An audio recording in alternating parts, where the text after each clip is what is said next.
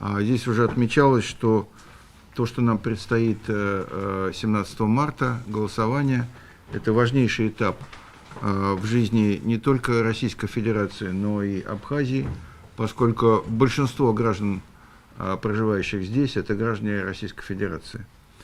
Я бы хотел отметить, что благодаря поддержке Аслана Георгиевича, как президента, благодаря поддержке Бадры Зурабовича Гунбы, Александра Владимировича Анкваба и присутствующего здесь Абисалома Алексеевича, создан штаб по оказанию содействия нам. Мы смогли договориться о том, что на территории Абхазии будет открыто 30 избирательных участков. Их адреса опубликованы на сайте посольства.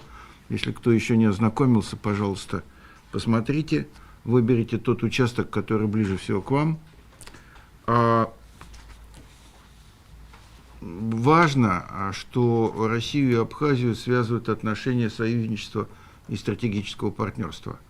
И мы во всех аспектах прослеживаем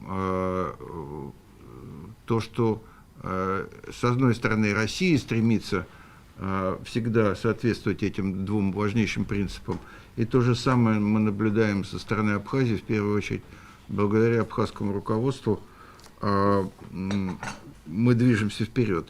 Минал Батович сказал, что есть какие-то проблемы, ну, как у любого живого организма, развивающегося, всегда есть проблемы. Важно, что они вовремя не только обсуждаются, но и решаются, благодаря воле обоих сторон.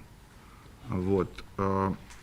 Мне не хотелось бы долго занимать время присутствующих, поскольку я еще раз подчеркну, все, что здесь сегодня говорилось, я совсем согласен, все поддерживаю.